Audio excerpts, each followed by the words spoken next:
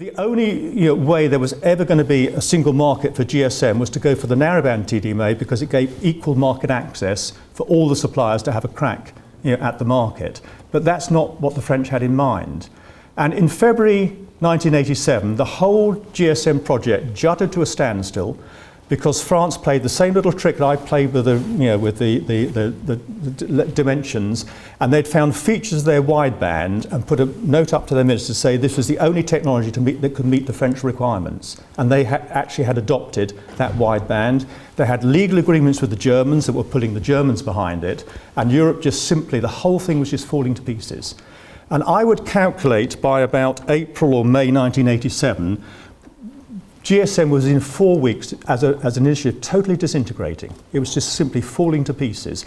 I was under domestic pressure, particularly from Vodafone, to release the GSM channels, because they had congestion problems in London, and Cellnet, they wanted the spectrum too to feed the big success. And once we'd lost that spectrum, although they were borrowed, the time when it would have been lost, and everything would have fallen to pieces. France would never have got that wideband because they had about the most pathetic mobile market in Europe. So in terms of size of market, they could not have lifted a technology off. Germans didn't need a new system until 1997, 1998. We would have gone our own way. The Nordics would have gone NMT 900. They would have sold it to the Dutch and to the Spanish. And that would have been the story that would happen. And we were literally within 3 or 4 weeks of that total collapse. And I put our minister up, Geoffrey Patty, to contact the German minister to have a really last effort to pull it together. There was a meeting called together in May in 1987.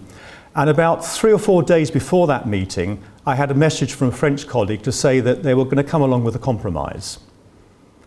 And that sounded sort of quite intriguing.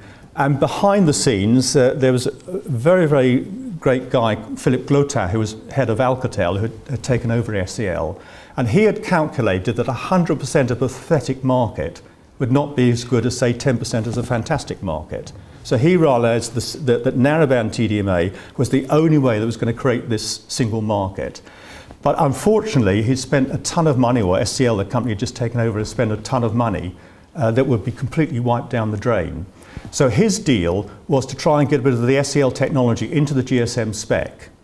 So the night before, we had a dinner with the French and German and Italian officials, and the deal was that we would dump a bit of Norwegian technology out of the GSM spec and put in a bit of the French technology around the modulation and coding.